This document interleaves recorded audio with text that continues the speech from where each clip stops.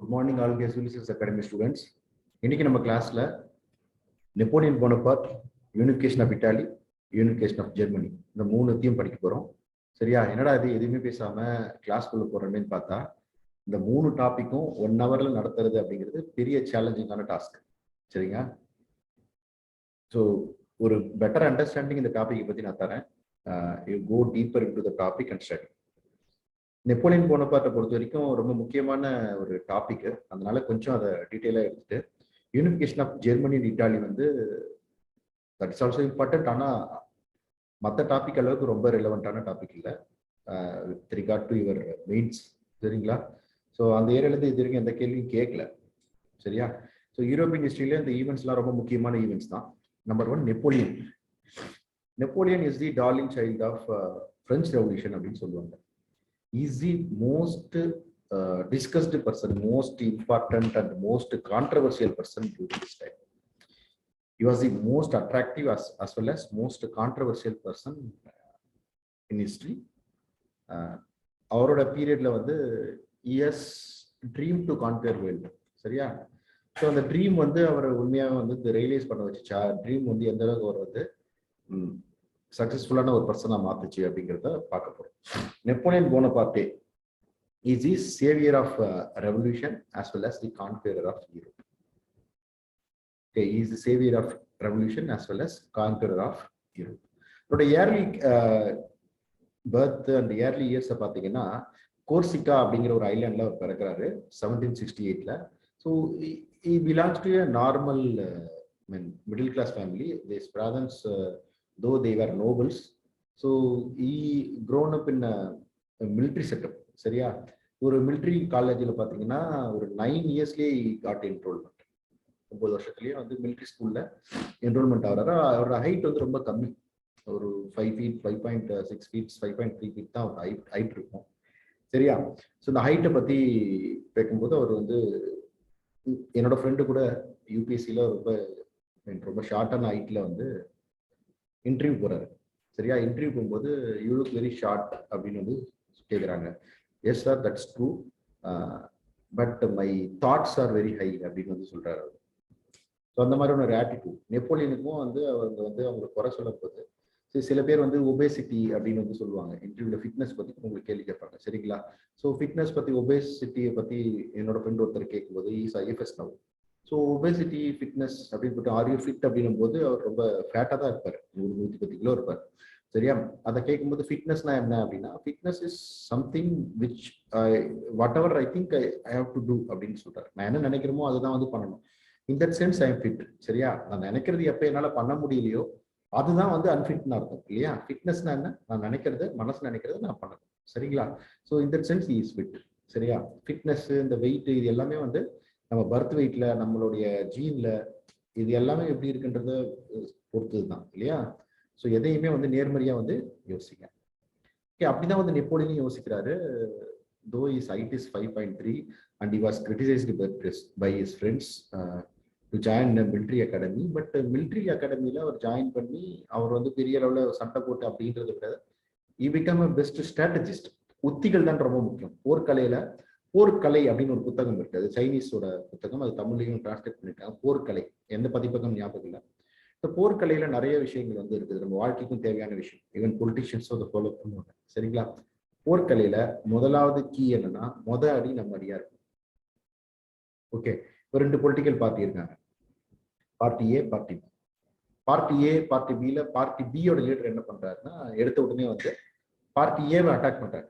So நீங்க இதெல்லாம் பண்றது இல்லை, இந்த பார்ட்டியில் இதெல்லாம் பிரச்சனை இருக்கு, they are the reason behind corruption, they are the reason behind lack of development in India அப்படின்னு சொல்லிட்டாங்கன்னா, பார்ட்டி ஏ என்ன பண்ணணும்? நாங்க அப்படி இல்லை, நாங்க அப்படி இல்லை, நாங்க அப்படி இல்லைன்னு தான் சொல்லிட்டு இருக்கோம் இல்லையா? பார்ட்டி பியோட குறைய அவங்க கண்டுபிடிக்க முடியாது. அந்த மாதிரி போர்க்கலைகள் வந்து ரொம்ப முக்கியம். வாழ்க்கைக்கும் வந்து போர்க்கலைகள் ரொம்ப முக்கியமான விஷயம். சரிங்களா? தட் அதை அந்த புத்தகம் கிடைச்சா அது படிச்சு பாருங்க. ஓகே, எப்படி வந்து போர்க்கலைகள்ல போய் சண்டை போட்டதை விட அந்த உத்திகளை வந்து தீர்மானிக்கிறது, ஸ்ட்ராட்டஜியை வந்து தீர்மானிக்கிறது ரொம்ப முக்கியமான விஷயம். இப்படி நெப்போலியன் வந்து ஒரு பிரில்லியன்ட் ஸ்ட்ராட்டஜிஸ்டா வந்து இருக்கார். ஸோ அதனாலதான் பிற்காலத்துல வந்து அவர் வந்து ஜெயிக்காத போர் இல்லை. Napoleon own more than 40 battles, but he got more enemies than friends. அதுதான் பின்னாடி ஒரு வீழ்ச்சிக்கும் காரணமா இருந்துச்சு. ஸோ இப்படி நெப்போலியன் பிகம் மிலிட்ரி ஸ்ட்ராட்டஜிஸ்ட். சரிங்களா? ஸோ மிலிட்ரி ஸ்ட்ராட்டஜிஸ்டா வந்து இருக்காரு. இவர் எப்படிங்க சாதாரண ஒரு மிலிட்ரி ஸ்ட்ராட்டஜிஸ்ட், ராணுவ வீரனா இருந்து எப்படி இவர் பிரெஞ்சு ரெவல்யூஷன்ல ஒரு பார்ட்டா இருந்தாரு, பிரான்ஸ்ல வந்து இவர் இப்படி ஒரு கவுன்சில் ஆனாரு, பிரான்ஸோட எப்பேர் எப்படி ஆனாரு அப்படின்னும் போது, பிரெஞ்சு ரெவல்யூஷன் உங்களுக்கே தெரியும், நிறைய ஸ்டேஜஸ் பார்த்தோம் இல்லையா? National assembly stage, national council stage, then வந்து ரீஜன் ஆஃப் டெரர் இல்லையா? இது எல்லாத்தையுமே பார்த்தோம். இந்த நேரத்துல பிரெஞ்சுக்கு எமிகிரிஸ், பிரான்ஸ் வந்து வெளியே போனவங்களுக்கு எமிகிரிஸ்ன்னு சொல்லுவோம், அவங்களுக்கு சப்போர்ட் பண்ண கிங்ஸுக்கு சப்போர்ட் பண்ண அந்த ராயலிஸ்ட்னு இருப்பாங்க இல்லையா? அந்த ராயலிஸ்ட் எல்லாம் out side other countries invaded against France and French revolutionist இல்லையா? அது நமக்கு தெரியும் தானே? ஸோ இப்படி அவங்க வந்து இன்வைட் பண்ணும்போது போர்ட் டோலான் அப்படின்ற ஒரு இடத்துல வந்து ஒரு வார் நடக்குது, டோலான் போர்ட் 1793. அதுல நெப்போலியனோட ஸ்ட்ராட்டஜி வந்து ஒர்க் அவுட் ஆகி Napoleon succeeded in that battle. So அது மிகப்பெரிய ஒரு விஷயமா வந்து பார்க்கப்படுது. ஏன்னா வந்து they are not the armed force of king இல்லையா? ஒரு தனியான போர் சார்ந்து அவங்க ஜெயிக்கிறது வந்து ரொம்ப முக்கியமான ஒரு விஷயமா வந்து பார்க்கப்படுது. சரியா? இப்போ இந்த பிரான்ஸோட இந்த டைரக்டரி கடைசியாக அந்த டைரக்டரி பீரியடும் வந்து கரெக்ட் ஆகும். So when nobody is ready to take over the crown of France இல்லையா? க்ரௌன் ஆஃப் பிரான்ஸ் வந்து தெருவில் இருந்தது இல்லையா? வீதியில் இருந்தது. அதை வந்து நெப்போலியன் வந்து தலையில் எடுத்து வச்சுட்டாரு, because of his fame, because of his success அப்படின்னு வந்து சொல்லுவாங்க. சரிங்களா? So Napoleon won several important battles against Austria and Prussia. He quickly became the general and saved the directory from royalist. சரியா? ஸோ இதை வந்து பார்ப்போம். தென் he seizes power. இவர் வந்து ஒரு கூப்பு வந்து சடன் சீசர் ஆஃப் தி எஸ்ட்வேல் டைரக்டரி ரூல் அண்ட் இந்த கூப் டியேட்டர் மாதிரி நெப்போலியன் ஒரு கவுன்சில் ரூலை 3 பேர் கொண்ட அந்த கவுன்சில் ரூலை வந்து எடுக்கிறாரு. Napoleon become first among the council in later period and he became absolute dictator. சரியா? ரெவல்யூஷன் வந்து அப்படியே வந்து அப்சல்யூட் டிக்டேட்டரா அவர் வந்து மாத்திட்டார். சரிங்களா? இப்போ இந்த நெப்போலியனோட ரூலை 2 பீரியடா வந்து பிரிச்சுக்கலாம். முதல் பீரியடு நெப்போலியன் ஆஸ் ரிஃபார்மிஸ்ட் இல்லையா? Second period Napoleon as emperor அப்படின்னு பிரிச்சுக்கலாம். நெப்போலியனுக்கு ரிஃபார்ம்ஸ் முதல்ல நம்ம வந்து பார்க்கணும். என்னென்ன ரிஃபார்ம்ஸ் நெப்போலியன் பண்ணார் அப்படின்னா, இம்பார்ட்டன்டான ரிஃபார்ம் அப்படின்னு பார்த்தீங்கன்னா நெப்போலியனிக் கோட். இவ்வளோ பிரச்சனை பிரான்ஸ்ல வர்றதுக்கு என்ன காரணம்? நம்ம பார்த்தோம் போர்பன் டைனஸ்டியோட rulers, Louis of 16, Louis of 14, think is legal because I have told it அப்படின்ற சொல்றாரு இல்லையா? ஸோ இப்படி வந்து சட்டம்னு ஒன்று இல்லவே இல்லை. சட்டம் is not equal for all இல்லையா? எல்லாருக்கும் ஒரே சட்டம் இல்லை. ஈக்குவல் அப்ளிகேஷன் ஆஃப் லா இல்லை. that deprives the rights of absolute liberty. So இந்த மாதிரியான ஒரு பீரியடா இருக்கும்போது நெப்போலியன் கோடிஃபைடு இதெல்லாம். Code Napoleon it is more important than is success அப்படின்னு வந்து ஹிஸ்டரியில சொல்றாங்க. Napoleonic code of law is more important than all is victory over any other rulers அப்படின்னு சொல்றாங்க. ஸோ இது 5 வகையான கோடா: civil code, code on civil procedure, criminal code, code on civil procedure அப்படின்னு ஒரு 4-5 வகையான கோடா வந்து அவர் கோடிஃபை பண்றாரு, சட்டத்தை தொகுத்து வைக்கிறார். That is very important reform of Napoleon. Second reform, he made bureaucratic system of autocracy. Bureaucratic system 86 perfect அப்படின்னு ஒரு அதிகார வர்க்கத்தை வந்து உருவாக்குறார். So that is very important contribution for him. Then he deprived the role of church by making a treaty with the Pope, Treaty of Concord. He deprived the role of church. சரியா? So இந்த இது வந்து ரொம்ப முக்கியமானது. Confiscated property from church, taking over rights from church and giving that to the peasants. That is an important reform. Then financial reform. Financial reform பார்த்தீங்கன்னா bank D France, சரிங்களா, Frank currency, இதெல்லாம் வந்து ஒரு நெப்போலியன் ரூல்ல தான் வருது. Then metric system introduced. Then educational reforms. He made educational reforms like schools, license, ITIs, இதெல்லாம் வந்து கட்டுறாரு. Economic reforms. He reduced the tariffs of inland traders. So இப்படி வந்து he made many reforms. Okay, அதனால David Thomson அப்படிங்கிற ஒரு வரலாற்று ஆசிரியர் என்ன சொல்றாருன்னா, Napoleon as the darling child of French Revolution had given the framework of enlightenment ideas. He has given framework for the enlightenment ideas, liberty, equality, fraternity அப்படின்ற enlightenment ideas இல்லையா, French Revolutionோட ideals. இதுக்கான ஒரு வடிவத்தை கொடுத்தது யாரு அப்படின்னா Napoleon. But Napoleon as an emperor reversed the ideals of French Revolution. சரிங்களா? So அதையும் நம்ம பார்க்கணும். So despite overthrowing the absolute king Louis XVI in 1792, the people of France now support Napoleon as an absolute leader. ஏன் வந்து இந்த மாதிரி ஒரு revolutionary ideas இருக்கிற மக்கள், பிரான்ஸ் மக்கள் வந்து நெப்போலியனை ரூலரா எடுத்துக்கிட்டாங்க. நான் உங்களுக்கு ஏற்கனவே பிரெஞ்சு ரெவல்யூஷன் சொல்லும் போது ரீசன் ஃபார் பிரெஞ்சு ரெவல்யூஷன் என்ன சொன்னேன்? France the land of enlightenment was not ruled by enlighten monarch அப்படின்னு சொன்னேன் இல்லையா? அப்ப ஒரு அப்சல்யூட் ரூலரை பிரெஞ்சு பீப்புள் ஏன் எடுத்துக்கிட்டாங்க? ஓகே, காரணம் என்னன்னா, ஒண்ணு, they need peace. ரெவல்யூஷன்ல ஃபுல்லாவே அவங்களுடைய கொஷின் வந்து சால்வே ஆகல. அந்த கொஷின் ஃபார் ஃபுட் இல்லையா, question for their thrust of economy, இதெல்லாம் சால்வே ஆகல. அட்லீஸ்ட் பீஸ் ஆகுது கிடைக்கும். அந்த ரீஜன் ஆஃப் டெரரை தாண்டி இதை கிலட்டிங் பண்றது பிரச்சனைகள். So other countries stood against France, இதெல்லாம் தாண்டி they need peace இல்லையா? தட் இஸ் ஒரு ரீசன். ஓகே, ஸோ அதனால தான் வந்து they accepted Napoleon as an emperor. Okay, in 1804, till 1799 to 1804, he was one among the council. 3 கவுன்சில்ல first கவுன்சிலா இருந்தாரு. 3 council ஒருத்தர் வந்து ஃபர்ஸ்ட் கவுன்சிலர். பின்னாடி வந்து he crowns himself as emperor. Okay, he became emperor in 1804. Okay, இவரோட wife ஜோசபினை வந்து he crowned as emperors. Okay, it signified his power over Catholic Church. ஓகேவா? அவருடைய accomplishment நம்ம ஏற்கனவே சொன்ன மாதிரி build largest emperor since ரோமான் empire. Ancient ரோமானிய எம்பையரை விட அந்த அது போல ஒரு பெரிய எம்பரரை வந்து யூரோப்ல வந்து மாடர்ன் பீரியட்ல, ஏர்லி மாடர்ன் பீரியட்ல நெப்போலியன் வந்து உருவாக்குறார். That is this major achievement. Then he set up a fair tax code. He introduced metrics. He created public schools called lycees. I told you, right? So he restores Catholicism in France. He creates Napoleonic code of law. These are the accomplishment of Napoleon. Okay, you see, this is the territory of Napoleonic empire. Okay வா? இதுல எந்த எம்பரர்ல வராம இருந்த இடம் பாத்தீங்கன்னா அந்த Ottoman empire, the eastern question. சரிங்களா? அடுத்து ஸ்வீடன், அடுத்தது கிரேட் பிரிட்டன், அடுத்தது போர்ச்சுகல். சரியா? இது வந்து ஞாபகம் வச்சுக்க. கான்டினென்டல் சிஸ்டம் தெரியணும்னா இந்த மேப் எனக்கு தெரிஞ்சிருக்கும். இந்த ஆட்டோமன் எம்பையர், இந்த டர்க்கி ரீஜன் என்னன்னு சொல்லுவாங்க, சிக்மேன் ஆஃப் யூரோப்னு சொல்லுவாங்க இல்லையா? இது வந்து ஈஸ்டர்ன் பார்ட் ஆஃப் யூரோப். கரெக்டா? ஸோ இந்த இடத்துல பெரிய பவர் வந்து ரஷ்யா இருக்கு, இங்க யூரோப்பியன் பவர்ஸ் இருக்கு. So Russia need access to sea இல்லையா? அது வந்து பிளாக் சி வழியா இங்க வரணும். ஓகேவா? இங்க ஒரு முக்கியமான போர்ட் இருக்கு, போர்ட் செவஸ்டோபோல். இந்த கிரீமியன் பெனின்சுலான்னு சொல்லுவாங்க. சரிங்களா? இந்த கிரீமியன் பெனின்சுலாக்கான கொஸ்டின் வந்து வார் வந்து இன்னைக்கு வரையும் நடந்துட்டு. ஹிஸ்டரியில இது என்னன்னு சொல்லுவாங்கன்னா, eastern question is always an international and important question சொல்லுவாங்க. சரிங்களா? கிரீமியன் வார் 1856 அதை நம்ம பார்ப்போம். சரி, நாங்க இந்த மேப் வச்சு சொல்ல வரும்போது என்னன்னா, நெப்போலியன் எல்லா இடத்தையும் பிரிக்கிறாருன்னா போர்ச்சுகல்ல வந்து பிரிக்க முடியல. சரியா? அண்ட் பிரான்ஸ், எப்பவுமே பிரான்ஸுக்கும் பிரிட்டனுக்கும் பிரச்சனைகள் இருந்துட்டே இருக்கு. ஸோ எல்லாருமே இந்தியா பாகிஸ்தான் பிரச்சனை மாதிரி. So Napoleon wants to contain British economy இல்லையா, இங்கிலாந்தோட எக்கனாமி. ஏன்னா அவர் வந்து அட்மிரல் நெல்சன் ஒருத்தர் இருப்பார், பிரிட்டிஷ் அட்மிரல். அவர்கிட்ட 2 முறை தோத்துவார் நெப்போலியன். ஓகேவா? ஸோ அதனால நேவல் சுப்ரீம், பிரிட்டன் வந்து நேவில சுப்ரீம் பவர். சரியா? அதனால பிரான்ஸ் வந்து கான்டினென்டல் பவரா இருக்கனால, so they Napoleon thought in other way to contain British trade with the continent. So continent குள்ள பிரிட்டிஷோட கூட்ஸ் வரவே கூடாது அப்படின்னு சொல்லி கான்டினென்டல் சிஸ்டம் ஒரு சிஸ்டம் கொண்டு வராங்க. இந்த கான்டினென்டல் சிஸ்டம் படி இங்க இருக்கிற எந்த போர்ட்ஸுமே வந்து பிரிட்டிஷ் ஷிப்ஸ்க்கு வந்து இடம் கொடுக்க முடியாது கான்டினென்ட்குள்ள, யூரோப்பியன் கான்டினென்ட்.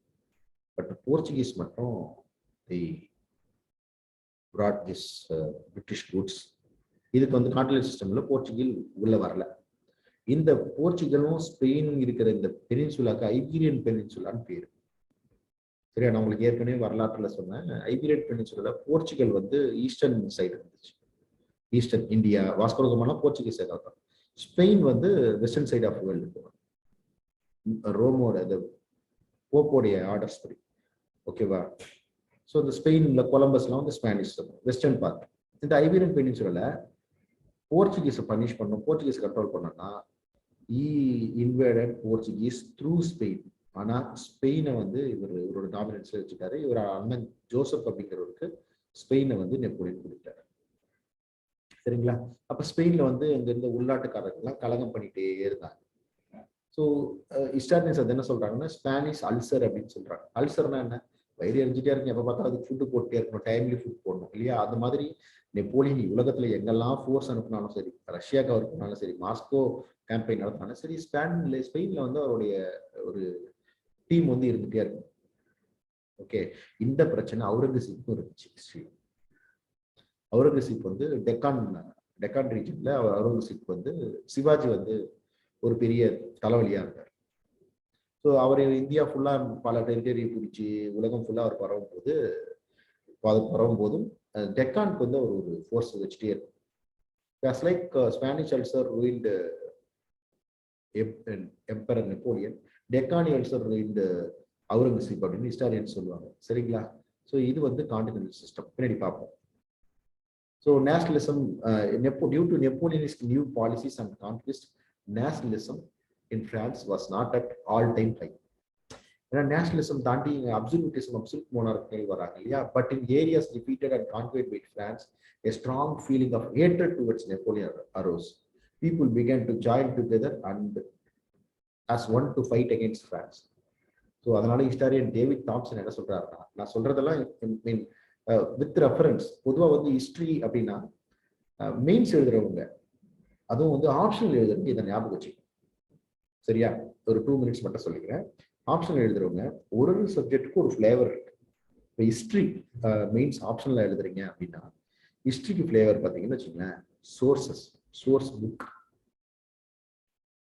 சரிங்களா? என்ன சோர்ஸ், ரெஃபரன்ஸ் என்ன இன்ஸ்கிரிப்ஷன் சொல்லியிருக்காங்க, என்ன ஹிஸ்டாரியன் சொல்லியிருக்காரு, என்ன ஃபாரின் அக்கௌண்ட்ஸ் இருக்கு, ஏதாவது லிட்டரரி எவிடன்சஸ் இருக்கா, இல்லை நியூமஸ்மேட்டிக் எவிடன்சஸ் இருக்கா, சரிங்களா, இல்லை ஆர்கியாலஜிக்கல் எவிடன்சஸ் இருக்கா அப்படின்னு வந்து இந்த சோர்ஸ் கொடுக்கறது தான் ஹிஸ்டரியோட ஃபிளேவர்.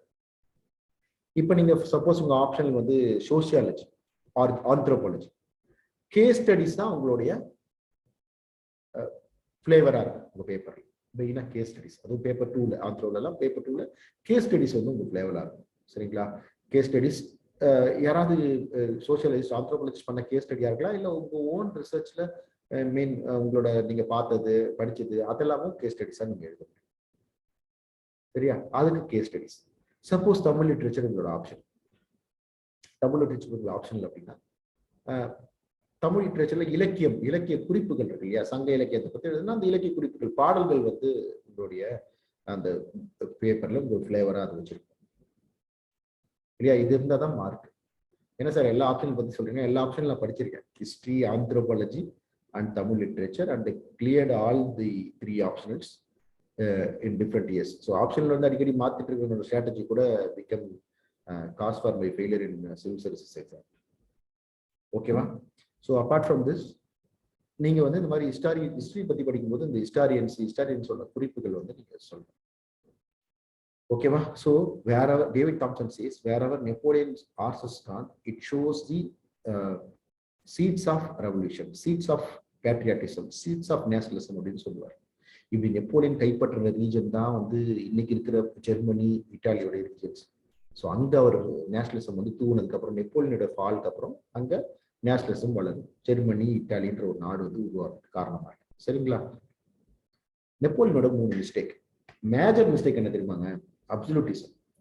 பிரெஞ்சு ரெவல்யூஷனரி ஐடியல்ஸா வந்து அந்த ரிஃபார்ம்ஸ் அதுலயே மட்டும் இருந்தது பரவாயில்ல. ஆனா reverse the ideals of French revolution. என்ன ரிவர்சல் பண்ணாரு அப்படின்னா, ஒன்று அப்சல்யூட்டிஸ்ட் மொனார்கி. ஓகேவா? ரெண்டாவது லிபர்ட்டியை இவரோட கண்ட்ரியில மட்டும் லிபர்ட்டி மதிக்கணும் அப்படிங்கிற மாதிரி இல்லாம மற்ற கண்ட்ரி, இப்போ Spain caves the way to invade Portugal, but Spain இவரோட டாமினன்ஸ்ல வச்சிருக்கணும்னு நினைச்சாரு இல்லையா? அது தப்பு. மூணாவது continental system is unnecessary. Continental system is unnecessary. Peninsula war, Spanish culture is unnecessary. Then invasion of Russia, Moscow campaign. So this was a very major mistake. So இதே தப்ப பின்னாடி வந்து இன்வேஷன் ஆஃப் ரஷ்யா வந்து அதுவும் குளிர் காலத்துல இவர் பண்றாரு, ஹிட்லர் பண்றாரு. ஸோ ஹிஸ்டரியோட பர்பஸே இதுதான். History will give you lessons. புத்தி கொள்முதல்னு சொல்லுவாங்க இல்லையா? Knowledge investment. ஓகே, அந்த ஹிஸ்டரி உங்களுக்கு ஒரு அனுபவ அறிவு தரும்.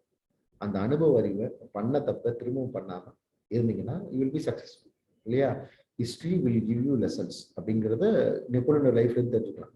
இது மட்டும் இல்லாம நெப்போலியன் ஓன் மெனி பேட்டில்ஸ், 40க்கும் மேல போர்ல வந்து ஜெயிச்சாரு. ஆனா he had more enemies than friends. நம்ம லைஃப்லயும் அப்படிதான், நிறைய பேரோட டிஸ்கஸ் பண்றது வேற, டிபேட் பண்றது வேற இல்லையா? டிஸ்கஸ் பண்றது விவாதிக்கிறது. ஸோ டிபேட் பண்றதுன்றது விதண்டாவாதம் பண்றது இல்லையா? விதண்டாவாதம் பண்ணி நிறைய நம்ம வந்து என்ன பண்ணுவோம், நிறைய எனிமிகளை தான் வந்து சம்பாரிச்சு வச்சிருக்கோம் லைஃப்ல. சரியா? பிரச்சனை வரும்போது will be having more enemies than friends. Okay, so these are the three major mistakes. So about Continental System, I explained you.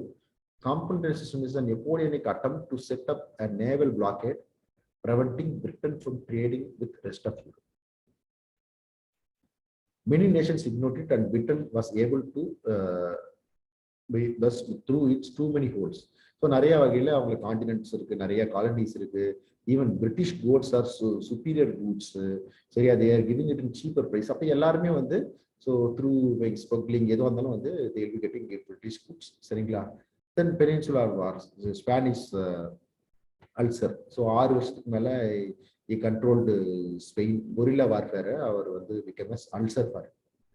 Okay, Russian invasion 1812. So that is a major failure for him. So then he made exile to Elba.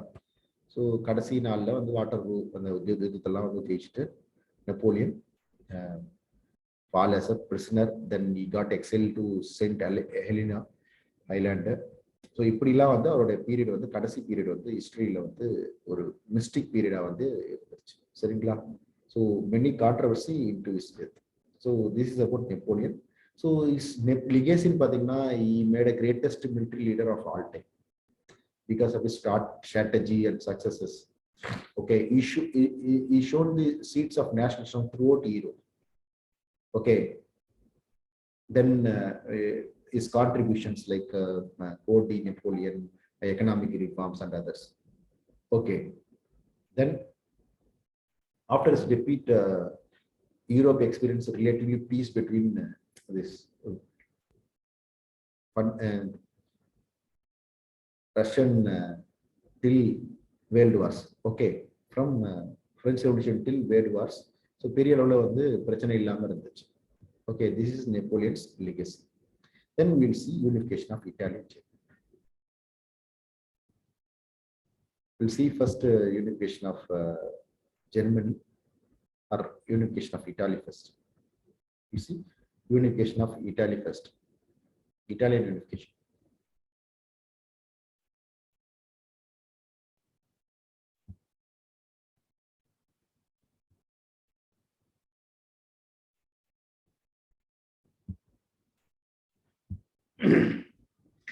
சரி, நான் இன்னைக்கு வந்து ஒரே நாள்ல வந்து Italy Germany unification Napoleon நடத்துறது ஒரு டஃப்பான ஒரு task within an hour. Okay, ஒரு general understanding unification of Italy, unification of Germany, Napoleon பற்றி நான் தர முடியும். ஸோ அதை தான் கொடுத்துட்டு இருக்கேன். ஸோ இட்டாலியன் யூனிஃபிகேஷன், இதில் கரிபால்டி பற்றி நம்ம வந்து யூனிஃபிகேஷன் ஆஃப் ஜெர்மனியில் வந்து பிஸ்மார்க்கை பற்றி, பிஸ்மார்க்கின் ரியல் பாலிட்டிக்கை பற்றி, பிஸ்மார்க்கினோட பிளட் அண்ட் அயன் பாலிசியை பற்றி, ஓகே, கவுண்டி கேவர் பற்றி இட்டாலி, சரிங்களா, ஒரிசிலி எபிசோட பற்றி, இப்படி நிறைய விஷயங்கள் இருக்கு வரலாற்றில். இதெல்லாம் வந்து விவரிக்கணும்னா எனக்கு அந்த அளவுக்கு நாலேஜும் கிடையாது. அதை வந்து விவரிக்கணும் அப்படின்னா மணிக்கணக்கில் ஆகும். சரியா? ஒரு விஷயத்தை பற்றி படிக்கணும், விவரிக்கணும். பட் நான் இன்னைக்கு என்ன பண்ண போறேன் அப்படின்னா, I am going to compare unification of Italy with unification of Germany. சரிங்களா? அதை வந்து முதல்ல என்னன்னு சொல்லிடுறேன். Then I will be comparing it. Then I will be giving notes in PPT, whatever it is there, then you follow it. Okay va? So Italy unification. சரிப்பா. So Italy இன்னைக்கு இருக்கிற Italia வந்து இல்லை. 19th centuryல இட்டாலி வந்து சின்ன சின்ன ஸ்டேட்ஸா வந்து இருந்துச்சு. சரிங்களா? ஸோ சின்ன சின்ன ஸ்டேட்ஸா வந்து இட்டாலி வந்து இருந்துச்சு. Naples, Sicily, Sardinia, okay, this Piedmont, Sardinia, this Tuscany, Papal State, Rome, okay, Kingdom of Sicilies. So இப்படின்னு வந்து தனித்தனியாக வந்து இந்த இட்டாலி வந்து பிரிஞ்சிருந்துச்சு. ஸோ ஜெர்மனியும் அப்படியே தான். ஜெர்மனியும் வந்து நிறைய சின்ன சின்ன ஸ்டேட்டா, கிங்டம் ஆஃப் ரஷ்யாக்குள்ள ஹனோவர், ஓகே, இந்த ஃப்ராங்க்ஃபர்ட், பிரேக், இப்படி தனித்தனியா வந்து ஜெர்மனி இட்டாலி வந்து பிரிஞ்சிருந்துச்சு.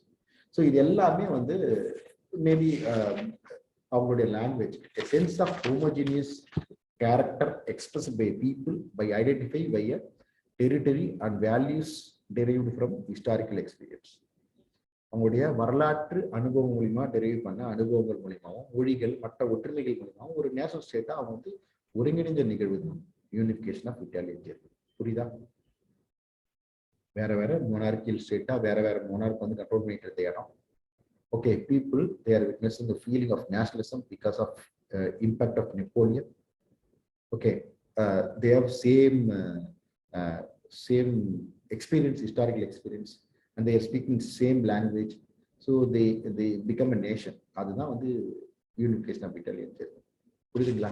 So unification of Italian Germany அது தெரியறதுக்கு முன்னாடி நம்ம வியன்னா காங்கிரஸ் தெரியும். வியன்னா காங்கிரஸ் 1850, வியன்னா மாநாடு 1850 ரொம்ப முக்கியமான ஒரு விஷயம். ஸோ வியன்னா காங்கிரஸ் 1815 பார்த்தீங்கன்னா நெப்போலியன் இறந்துடுறாரு, பிரெஞ்சு ரெவல்யூஷன் முடிஞ்சிருது. ஸோ இதுக்கப்புறம் இங்க இருந்த நேஷனல் ஸ்டேட்ஸ் எல்லாம் பக்கத்துல இருந்து இந்த அப்சல்யூட் மொனார்க் எம்பரர்ஸ் எல்லாம் என்ன பண்ணாங்க அப்படின்னா they convened meeting it Vienna. Vienna Congress பேரு, அது பேரு. So the aim of the Vienna Congress is to define the boundaries of France. Napoleon ஏகப்பட்ட இடத்த வந்து பிடிச்சிட்டு போயிட்டார். இந்த மாநாடு மூலியமா அதை கண்டெயின் பண்ணி பிரான்ஸோட டெரிட்டரி இதுதான் அப்படின்னு வந்து சொல்றதுக்கு they convened a meeting that is called Vienna Congress.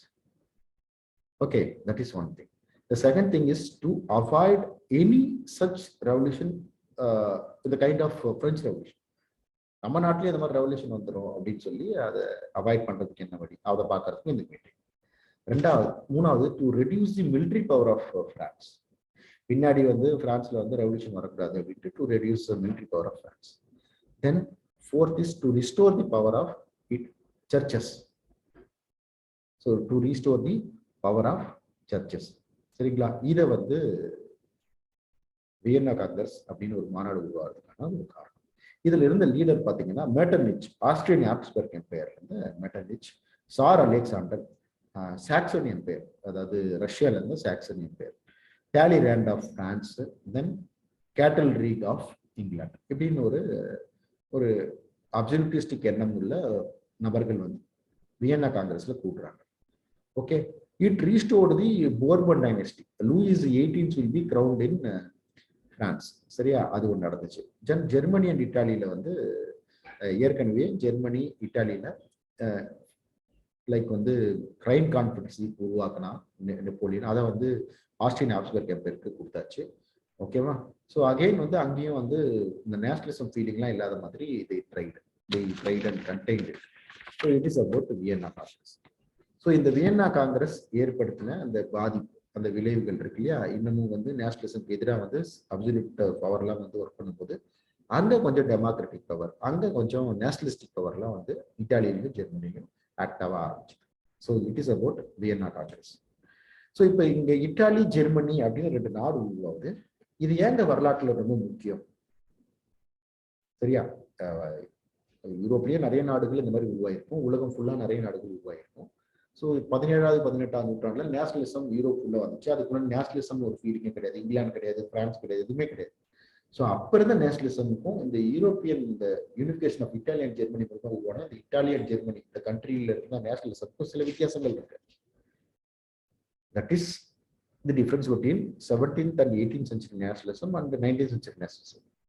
அது என்னன்னு பார்ப்போம். ஒன்று, unlike 17th and 18th century nationalism, unification of Italy and Germany is not a sectarian one. It is based on popular sovereignty.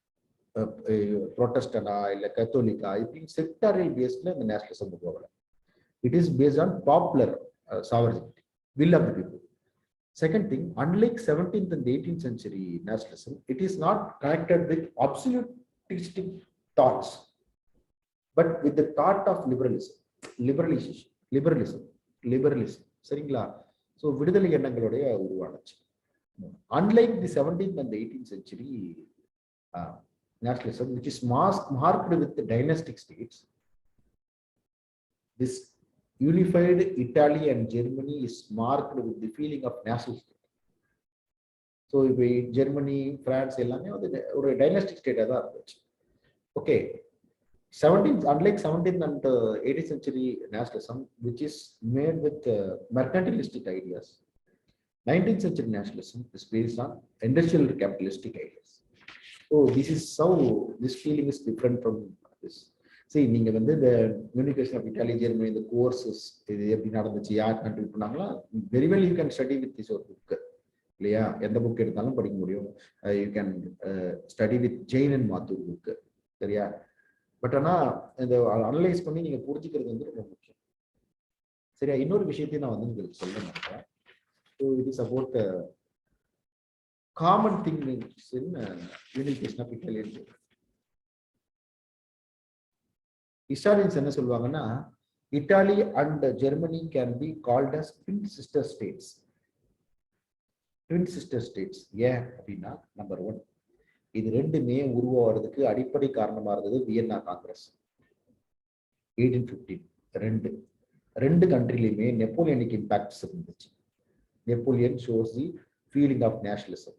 3வது, ரெண்டுமே start பண்ணது எங்க அப்படின்னா, Crimean war of 1856. Crimean war of 1856. 4, ரெண்டுமே ஆப்ஸ்டியன் ஆப்ஸ்பர்க் அப்படிங்கிற ஒரு அப்சல்யூட்டிஸ்ட் எம்பையர் எதிராக தான் வந்து போராடினாங்க. 5, they had common ally called France, okay, at some point of time. 5, they had ended with a common end called capture of Rome by Prussia in 1871, and with a common treaty called Treaty of Frankfurt in 1871. இந்த Frankfurt உடன்படிக்கை மூலமா Italy and Germany தனி நாடை வந்து பண்றாங்க European states. So எதிர்த்து போராடினது ஆப்ஸ்டியன் ஆப்ஸ்பர்க் empire. கூட கூட்டணியில் இருந்தது இந்த ரெண்டு கண்ட்ரிக்கும் பிரான்ஸ். உருவான ஈவெண்ட், காரணமான ஈவெண்ட் வந்து பாத்தீங்கன்னா வியன்னா காங்கிரஸ். காரணமான நபர் பாத்தீங்கன்னா நெப்போலியனோட அந்த some kindly they united he made a feeling of nationalism in the country. Then started with a common event 1861 Crimean War, then ended with the common event, then made with the common treaty of Frankfurt. So இப்படி வந்து ரெண்டுத்துலயும் வந்து ரெண்டு நாடுகளும் உருவானதுக்கு சில common points இருக்கனால இது என்ன சொல்லலாம், ட்வின் சிஸ்டர் ஸ்டேட்ஸ் அப்படின்னு வந்து வரலாற்றுல சொல்றாங்க. சரிங்களா? So what is the impact of unification of Italy and Germany? So இதையும் வந்து ஒரு கேள்வியா கேட்கலாம். யூனிஃபிகேஷன் ஆஃப் இட்டாலி அண்ட் ஜெர்மனியில ஏற்படுத்தின விளைவுகள் என்ன அப்படின்னு பார்த்தீங்கன்னா, இட்டாலியும் ஜெர்மனி 1871 ஒரு கண்ட்ரியா வந்து உருவாகும். சரிங்களா? 1871 கண்ட்ரியா உருவாகும் போது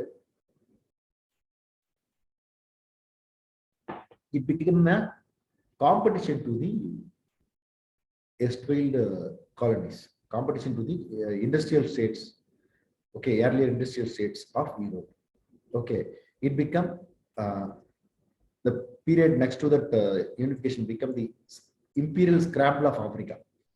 So Africa la வந்து imperialist force வந்து struggle பண்ணி they scrambled Africa. Okay, then there becomes a need for new definition of balance of power. Balance of power, இதுக்கு முன்னாடி பேலன்ஸ் ஆஃப் பவர் வந்து இங்கிலாந்துக்கும் பிரான்ஸுக்கு மட்டுமே இருந்துச்சு. இப்போ ஜெர்மனி வராங்க, இப்போ நியூ பேலன்ஸ் ஆஃப் பவர் இருக்கு. அதுக்கப்புறம் லேட்டர் பீரியட்ல வந்து பேலன்ஸ் ஆஃப் பவர் வந்து ரஷ்யா, யூஎஸ் ஆயிடுச்சு. இப்போ பேலன்ஸ் ஆஃப் பவர் இருக்குன்னா, இப்போ பேலன்ஸ் ஆஃப் அசிமெட்ரிக் பவர் அப்படிங்கிறதா இன்னைக்கு குளோபல் ஆர்டர். இன்னைக்கு குளோபல் ஆர்டர் வந்து, சரிங்களா, இன்னைக்கு குளோபல் ஆர்டர் வந்து பேலன்ஸ் ஆஃப் அசிமெட்ரிக் பவர். அப்படின்னா என்ன பேலன்ஸ் ஆஃப் அசிமெட்ரிக் பவர் அப்படின்னா, உங்களுக்கு இதுல ஃபாரின் பாலிசியில் எழுதும்போது யூஸ் ஆகும். பேலன்ஸ் ஆஃப் அசிமெட்ரிக் பவர்னா, இன்னைக்கு ஒரு பவர் கிட்டே எல்லாம் இல்லை. Russia technologically superior but not economically. US பார்த்தீங்கன்னா எக்கனாமிக்கலி சுப்பீரியரா இருக்கு. இஸ்ரேல் கிட்ட ரொம்ப பெரிய டெக்னாலஜிக்கலி சுப்பீரியர் பவர். சரியா? India population power. China, okay, சைனாவுடைய economical as well as technologically superior power. இப்படி வேற வேற பவர் வந்து இருக்குனால there is a balance of power between asymmetric states அப்படின்னு வந்து நியூ ஆர்டர் சொல்லுவாங்க. இந்த இட்டாலியன் ஜெர்மனி உருவாகும் போது it created need for new definition of balance of power. Okay, and rise of nationalist revolution against dynastic empire in Europe. இந்த Italy unification, Germany unification நடந்த மாதிரியே மற்ற கண்ட்ரிலையும் இந்த ஃபீலிங்ஸ் ஆஃப் நேஷனலிசம் வந்து வர்றது இந்த இம்பாக்ட் ஆகும். சரிங்களா? This is about general things of unification of Italy. சரிங்களா? Will see now unification of Italy in detail. Okay, so 1800ஸ்ல ஏர்லி 1800s பார்த்தீங்கன்னா இத்தாலி எப்படி இருந்துச்சு பார்த்தீங்கன்னா அட்டானமஸ் சிட்டிஸ் அண்ட் ப்ராவின்சஸாக இருந்துச்சு. சின்ன சின்ன ப்ராவின்சஸாக அட்டானமஸ் சிட்டிஸாக தான் இருந்துச்சு. நம்ம இந்தியா எப்படி வந்து பிரின்சி ஸ்டேட்ஸாகவும் சின்ன சின்ன மாகாணங்களாகவும் இருந்துச்சோ அந்த மாதிரி வந்து இருந்துச்சு. சரிங்களா? So that is one thing. Okay, so Napoleon என்ன பண்ணாருன்னா he created a sense of unity among Italy. So that is the reason. Second day, Vienna Congress, many Italians felt that they were under the rule of foreigners. So மூணு பக்கம் பார்த்தீங்கன்னா foreign ரூல்ல தான் இருந்துச்சு. சரிங்களா? Italians had a common language and religion. These are the reason for unification of Italy. One thing is Napoleon. Second thing is Congress of Vienna. That is their sense of their common things like language and religion. Okay, இப்படி தான் வந்து Italy இருந்துச்சு. நம்ம ஏற்கனவே பார்த்தோம். During 1830s and 1840s, the strong nationalist leaders emerged to want to unite Italy. That is other reason. யார் யாரெல்லாம் முக்கியமான லீடர்ஸ் அப்படின்னு பார்த்தீங்கன்னா மேசினியோட சீக்ரெட் சொசைட்டிக்கு பேர் வந்து யங் இட்டாலி. ஓகே, இளம் இட்டாலியர்கள் அப்படின்னு மேசினி வந்து ஒரு சீக்ரெட் சொசைட்டியை ஆரம்பிக்கிறார். அது ரொம்ப முக்கியமான ஒரு விஷயம். சரிங்களா? It aims at infusing fraternity among Italians. The aim of young Italy is to infuse fraternity among Italians. It is based on the principle of progress and commitment. Okay, it is based on the principle of progress and commitments. இவரோட famous statement பார்த்தீங்கன்னா மேசினி வந்து to start revolution in the society.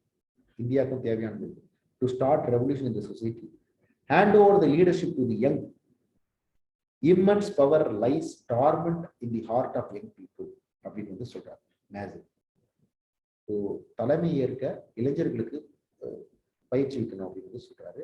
இவருடைய சொசைட்டில 2 வருஷத்துல 60,000 பேர் சேர்ந்தாங்கன்னா see the power of this young Italian society, young Italy. Okay, his aim is to bring the liberal democratic movement to govern Italy. Then Count di Cavour is a finance minister. Okay, Count di Cavour is a minister of finance and industries in Sardinian Empire. Then he became a prime minister in 1852. He is an extraordinary diplomat. He wanted liberal monarchy. So liberal monarchy, but he doesn't support the Masonist Republican. But பின்னாடி அது நடக்கல. So Cavour is an important person. He is a strategist, he is a diplomat. So இவரோட news paper பார்த்தீங்கன்னா resurrection. He was the brain behind the unification. He favored a unified Italy led by Sardinia. So because he was a prime minister of Sardinia. So Garibaldi ரொம்ப முக்கியமான ஒரு Garibaldi is actually a farmer. Garibaldi is an important person in history. You should know about him. Garibaldi பத்தி தெரிஞ்சிருக்கணும். சரிங்களா? Garibaldi கேள்விப்பட்டிருக்கீங்களா?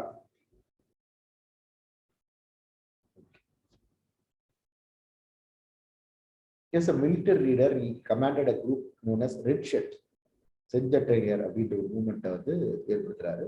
He is considered as a steward of the unification. ஓகேவா? நம்ம வந்து சுபாஷ் சந்திர போஸ் மாதிரி கரிபால்டி வந்து சொல்லுவாங்க. He would be responsible for driving the Spanish out of southern Italy.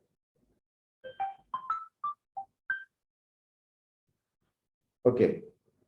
In 1848, nationalists revolted against foreign rule in Italy. So that revolution failed. Even 1848 வந்து 1848 there was a form of a revolution in Germany also. சரிங்களா? After 1848, several events helped Italy to unite. என்னென்ன events பாருங்க. Count di Cavour, acting as a prime minister of Sardinia, allied his state with Britain and France against Russia in the Crimean War. இது ரொம்ப முக்கியமான விஷயம். Crimean question நான் சொன்னேன் இல்லையா? Crimean வார் இந்தியாவுடைய இந்தியன் சிப்பாய் ரிவோல்ட்டுக்கு ஒரு முக்கியமான காரணமா கிரீமியன் வார் இருந்துச்சு. சரிங்களா? என்ன அப்படின்னா கிரீமியன் வார்ல யூஸ் பண்ணப்படாம அந்த கிரீமியன் வார் வந்து எந்த கொஸ்டினுமே சால்வ் பண்ணவே இல்லை. அது யூஸ் பண்ணப்படாத அந்த கிரீஸ்டு புல்லட்ஸ் தான் என்னாச்சு பின்னாடி இந்தியாவில் வந்து 1857ல சிப்பாய் ரிவோல்ட்ல வந்து கிரீஸ்டு புல்லட்ஸ்ல தானே வந்து இமீடியட் காஸ் ஃபார் சிப்பாய் ரிவோல்ட். ஸோ இந்த மாதிரி county Kaur favoured Russia, France and Britain against Russia. ஏதாவது ஒரு சைடு ஸ்டாண்ட் எடுத்துட்டா இப்போ இவங்களோட இது வந்து நம்ம குட்வில் வாங்கலாம் அப்படின்ட்டு கவுண்டி கவர் எடுத்தார். In 1858, Count de Cavour convinced France to help Sardinia to drive Austria out of northern Italy. So நான் உனக்கு இந்த ஹெல்ப் பண்ண, நீ எனக்கு பதில் வந்து ஹெல்ப் பண்ணணும் அப்படின்னு வந்து கேட்டார். சரிங்களா? ஸோ நீங்க வந்து இது பார்க்கறதுக்கு முன்னாடி இந்த டெரிட்டரியல் மேப் வந்து ஒரு முறை பார்த்துக்கணும். ஓகேவா? இப்ப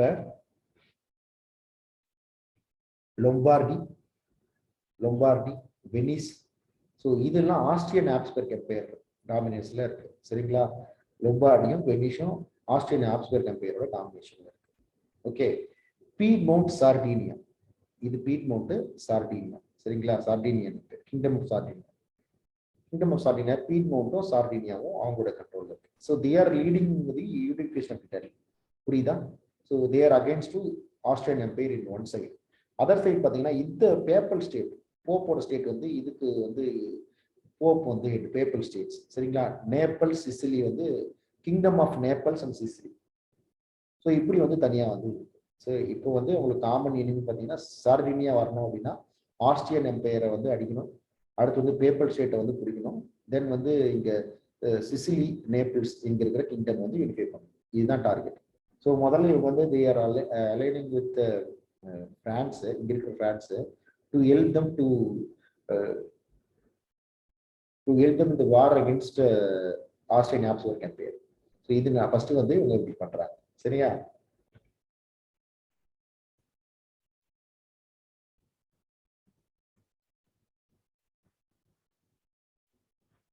okay. France received Nice and Savoy for its participation. So France கிட்ட வந்து இது உங்கள்ட்ட நீஸ் அண்ட் சவாய் லேண்டை வந்து கொடுக்குறாங்க. சரிங்களா? So cover successfully driven foreign powers out of most of the northern Italy. Southern Italy was controlled by this kingdom of Naples and Sicily was controlled by Spanish Bourbons. Okay. So அவங்க வந்து நான் ஏற்கனவே படித்தோம் இல்லையா, southern இட்டாலியை வந்து Garibaldi வந்து red shirts movement பிடிப்பான். So southern இட்டாலியிலேருந்து அவர் துரத்தி விடுறாரு. சரிங்களா? By waging war Garibaldi turned his face to Rome which was protected by France. Cavour intervenes and convinced Garibaldi not to attack Rome. இந்த நேரத்தில் அட்டாக் பண்ணுவாங்க, ஏன்னா பிரான்ஸோட சப்போர்ட் வேணும்னு முதல்ல சொல்றாரு. ஸோ ஸ்பெயினோட சப்போர்ட் மட்டும் முதல்ல Garibaldi turned over is victory to the kingdom of Sardinia, victory மாடுவேல். ஸோ கவுண்டி கவோரோட கிங் வந்து விக்டரி மாடுவேல், சார்டினியோட கிங். சார்டினியோட பிரைம் மினிஸ்டர் பார்த்தீங்கன்னா கவோர். சரிங்களா? In 1870 Italy added Venice and Rome. So பின்னாடி இந்த ரோமியை கைப்பற்றி பேப்பல் ஸ்டேட்டை கைப்பற்றி Italy got unified. And 1871 treaty of Frankfurt படி Italy was declared a unified country. So about Germany, unification of Germany.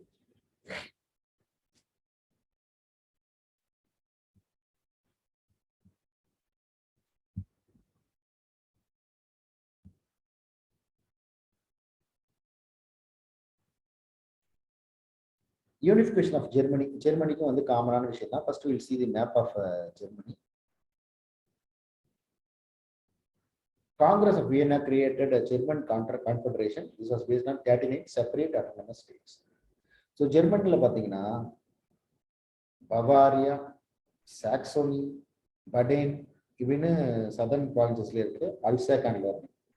Okay. மேலே பார்த்தீங்கன்னா ஹால்ஸ்டீன், சீஸ்வெக், okay, Hanover, Prussia, okay, Westphalia. இந்த ஏரியாவுக்கு பேர் வெஸ்ட்பாலியான்னு சொல்லுவாங்க. வெஸ்ட்பாலியா, ரைன் கான்ஃபரன்ஸ், இதெல்லாம் வந்து ரைன் கான்ஃபரன்ஸ். ஸோ பக்கத்தில் பிரான்ஸ். ஸோ இப்படி வந்து இதை புரிஞ்சுக்கணும். சரிங்களா? ஹால்ஸ்டீன், சீஸ்வெக், okay, then Prussia, then Hanover, Saxony, Bavaria, Baden, Lorraine, Alsace, Rhine கான்ஃபரன்சி, வெஸ்ட்பாலியா. ஓகேவா? ஸோ இப்படி வந்து ஜெர்மனி 39 அட்டானமஸ் ஸ்டேட்ஸாக இருந்துச்சு. 1848 ஏற்கனவே இட்டாலியில் ரிசல்ட் நடந்த மாதிரி 1848 ஜெர்மனியில் pre-democratic rebels attempted to unite Germany by making a constitution, but it was failed. Okay, இப்போ இந்த யூனிஃபை ஆகாம இருக்கிறதுக்கு என்னென்ன பிரச்சனை பார்த்தீங்கன்னா, Austria, Russia, France are all அப்போஸ்ட் United Germany. சரி, ஏன்னா அவங்களுக்கு they will be using the territory இல்லையா, so they will be losing territory, அதனால they oppose this. ஓகேவா? So that is the first obstacle to the unification of Germany. Then smaller German states opposed unification. ஏன்னா they feared that bigger states will swallow smaller states. மக்ஷய நியாயான்னு சொல்லுவோம் இல்லையா, அந்த சோழ சமூகஜன பீரியட்ல. So அந்த மாதிரி bigger ஸ்டேட்ஸ்மே சொல்லும் smaller states அப்படின்னு they feared, they worried. So they opposed. That is the reason. They are breakwaters and storms. Then they feared Prussia, the stronger state, would dominate unified Germany. Okay, Prussia வந்து dominate பண்ணோம்னு நினைக்கிறேன். அங்க எப்படி வந்து இட்டாலியில வந்து ஒரு state வந்து lead எடுத்துச்சு, சரிங்களா? சார்டினியா வந்து எப்படி கிங்டம் ஆஃப் சார்டினியா லீட் எடுத்துச்சு, இங்க வந்து பிரஷ்யா வந்து லீட் எடுத்து, சரிங்களா? Catholic states feared domination of Protestant of Russia. So religious கொஸ்டினும் இதில் இருக்கு. ஸோ கத்தோலிக் ஸ்டேட்ஸ், சில ஸ்டேட்ஸ் வந்து bordering the Italy, they feared the domination of Protestant states by Prussia. So there are several factors, but இந்த மாதிரியான பிரச்சனைகள் இருந்தாலும் there are several factors which unified Prussia to lead, which caused Prussia to lead German unification. என்னென்ன factor அப்படி பார்த்தீங்கன்னா, முதல்ல Prussia was the bigger state and it was the wealthiest state. Okay. Second, they had a large coal deposit in Ruhr Valley. Okay, they need a territory of Alsace and Lorraine. Okay, Prussia had flourished iron and steel industry. Prussia was the military state. They had a strong military and which was glorified. Then they have a leader. They have a leader called Otto von Bismarck. He is also known as Iron Chancellor. அவரோட policy பார்த்தீங்கன்னா blood and iron policy and real politics சொல்லுவாங்க. Bismarck was the prime minister under King William I of Prussia. So he was the prime minister of King William I of Prussia.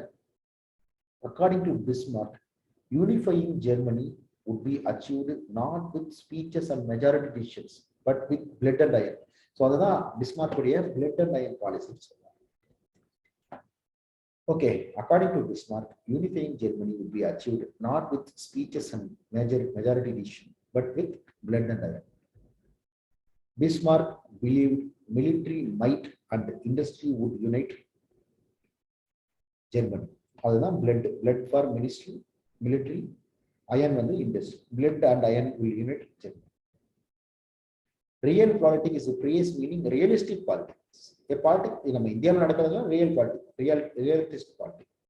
Bismarck practiced the real politics by taking whatever action he felt was necessary to accomplish a goal. For him, end is not an important. For his mean is not an important. End only is important. Okay, ma? So அதுதான் வந்து எண்டுக்கும் மீனுக்கும் இருக்கிற வித்தியாசம் வந்து எத்திக்ஸ்ல தான் படிக்கும் இல்லையா. Gandhian வே பார்த்தீங்கன்னா, for Gandhi mean is important and end. போற வழி முக்கியம், போய் அடையிறது பாதையை விட. இப்போ நம்ம வந்து ஒரு எக்ஸாம் கிளியர் பண்ணணும், யூபிஎஸ்சி கிளியர் பண்ணணும், சரியா? சில பேருக்கு என்ன நினைக்கலாம், நான் காப்பி அடிச்சாவது கிளியர் பண்ணுவேன்ப்பா, எனக்கு தேவை நான் ஐஏஎஸ் ஆகணும், சரியா? நான் என்ன வழியிலான்னு போகணும், நான் எப்படினாலும் இன்ஃப்ளூயன்ஸ் பண்ணுவேன். So that is Bismarck advice. But நான் முறைப்படி படிப்பேன், அது நடக்காட்டி கூட போட்டோம், நான் வந்து ஒழுங்காக எக்ஸாம் எழுதுவேன், ஒழுங்காக அப்ரோச் பண்ணுவேன், எந்த விதமான இன்ஃப்ளூயன்ஸ் பண்ண மாட்டேன். That is Gandhian approach. ஓகேவா? But the right approach is end as well as mean is important. சில பேர் மீன் மட்டுமே இம்பார்ட்டன்ட் பார்த்துட்டு எண்டை வைக்கிறோம். So end as well as mean is very important, சரிங்களா? அதை நம்ம வந்து மைண்ட்ல வந்து ஓகேவா? Bismarck practiced real politics by taking whatever action he felt was necessary to accomplish a goal. So Bismarck is an important personality in unification of Germany. Okay, ma? So நிறைய examples வந்து அதை பற்றி சொல்லலாம். One of the examples is he ignored the Prussian constitution and collected taxes without consent of parliament to accomplish his goal. சரிங்களா? So நிறைய event நடந்தது. இந்த 7-week war, Prussia soundly defeated Austria and gained several German territories. That is one unification action. Number two, in the Franco-Prussian War would be the final stage of German unification. The southern German states are fearful of Protestant Prussia. Bismarck was able to convince the states by allying with Prussia in order to protect against French attack.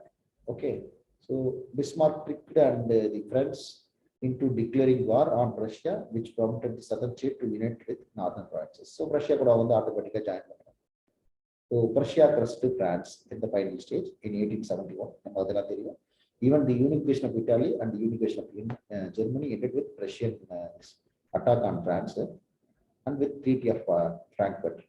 Okay, at the peace conference, King William was named as the Kaiser, King of Germany. This included all the German states, completed the unification of Germany. So Germany என்ற ஒரு state வந்து தனியா உருவாயிடுது. ஓகேவா, இத்தாலின்ற ஒரு state வந்து உருவாயிடுது. சரியா? So this is about unification of Italy and Germany. Okay, so இதை வந்து நீங்க ஒரு முறை பாருங்க. உங்க ஸ்கூல் புக்ல இந்த unification of Italy and Germany பெரிய அளவில் இல்லை. ஜெயின் அண்ட் மார்டின் அப்படின்ற ஒரு book, history of the modern world அப்படின்னு ஒரு புக் இருக்கு. That is specially prepared for UPSC this mains. So அது நீங்க இந்த ஏரியா படிக்கணும் அப்படின்னு நினைச்சீங்கன்னா அதில் படிக்கணும். சரிங்களா? அதை ஒரு முறை வாசிச்சு பாருங்க. So this is more then enough for you for your mains regarding this area. நம்ம இன்னைக்கு வந்து நெப்போலியன் பார்த்தோம், தென் யூனிஃபிகேஷன் ஆஃப் ஜெர்மனி பார்த்தோம், தென் யூனிஃபிகேஷன் ஆஃப் இட்டாலி பார்த்தோம். ஓகேவா? ஃபாலோ பண்ணுங்க. ஸோ இது வரைக்கும் ஹிஸ்ட்ரியில் என்ன பார்த்துருக்கோம் அப்படின்னா, how to approach history, world history, then industrial revolution. Industrial ரெவல்யூஷனால அதுவும் follow up action. Industrial revolution, population அதிகமாகுது, மைக்ரேஷன், அமெரிக்காவில் செட்டில் ஆகிறாங்க. அமெரிக்காவில் so there is a difference between attitude of self deterministic attitude and materialistic attitude. So அந்த differences. So American ரெவல்யூஷனை கடந்து என்ன ஆகுது? அமெரிக்கன் ரெவல்யூஷனை கடந்து அமெரிக்கன் ரெவல்யூஷனோட இம்பாக்டால பிரான்ஸ்ல வந்து எக்கனாமிக் இம்பாக்ட், ஐடியாலஜிக்கல் இம்பாக்ட் நடக்குது. இந்த ரெண்டு இம்பாக்டாலையும் ஸோ பிரெஞ்சில் வந்து ரெவல்யூஷன் நடக்குது. பிரெஞ்ச் ரெவல்யூஷனோட டார்லிங் சைல்ட் தான் Napoleon. Napoleon horses shows the seeds of revolution and sense of nationalisation in other parts of Europe. So அப்படி வந்து ஜெர்மனி ரீஜன், ஜெர்மன் ஸ்பீக்கிங் ரீஜனும் லட்டின் ஸ்பீக்கிங் ரீஜனும் இந்த ஃபீலிங் ஆஃப் நேஷனலிசம் வரும்போது German, Italy அப்படின்னா ரெண்டு countries வந்து உருவாது. இன்னைக்கு வரையும் இது பார்த்துருக்கோம். ஸோ இதன் இம்பாக்ட் என்னன்னா, it leads to the struggle for colonies and there is need for a definition of new balance of power. அந்த சக்திக்கான சமநிலை, யார் சக்தி, புதுசா சக்தி அப்படின்னு ஒரு சமநிலை ஏற்படுது இல்லையா? அந்த சமநிலையை எது தீர்மானிக்குதுன்னா உலக போர்கள் தீர்மானிக்குது. யார் பலம் பொருந்தி வருதுன்னு ஒரு போர் நடக்குது. அந்த போர் தான் ஒரு உலக போர். So in tomorrow's class will see world history. one or two classes we will see. At least we will have basic understanding about world history. சரிங்களா? So all the very best. UPSC, you know, it is unpredictable service commission. உங்களுக்கு எல்லாருக்குமே தெரியும். But you be prepared for anything. They may ask from static also. They can ask questions from current affairs only. So they can mix of both. எப்படினாலும் இருக்கலாம். சரிங்களா? Question வந்து 10 marks கேட்டிருந்தான், 12.5 கேட்டிருந்தான். So இப்படி மாத்திட்டு இப்போ 10, 15 கேட்குறாங்க. So you should be ready for everything. Only thing is you have to practice, you have to study, you have to write. You have to adjust to the new situation. Okay, you should know decision. You should be a good decision maker. So ஒரு முறை என்ன ஆச்சு அப்படின்னா 2016 தான் இந்த 12.5 marks பேர் திடீர்னு 10, 15 பிரிச்சு ஆரம்பிச்சோம். நம்ம அதை பார்க்காம கொஸ்டின் அட்டன் பண்ணாங்கன்னு வச்சுங்களேன், ஒரு 5-6 கொஸ்டினுக்கு அப்புறம் தான் அதை பார்த்தாங்கன்னா, so that will create a major impact. Okay, so அந்த சுச்சுவேஷனுக்கு ஏற்ற மாதிரி நம்ம வந்து அடாப்ட் ஆகிக்க தயாராகிடும். சரிங்களா? All the very best. ரொம்ப கேர்ஃபுல்லாக படிங்க. So nothing to worry, keep preparing. All the best. Thank you.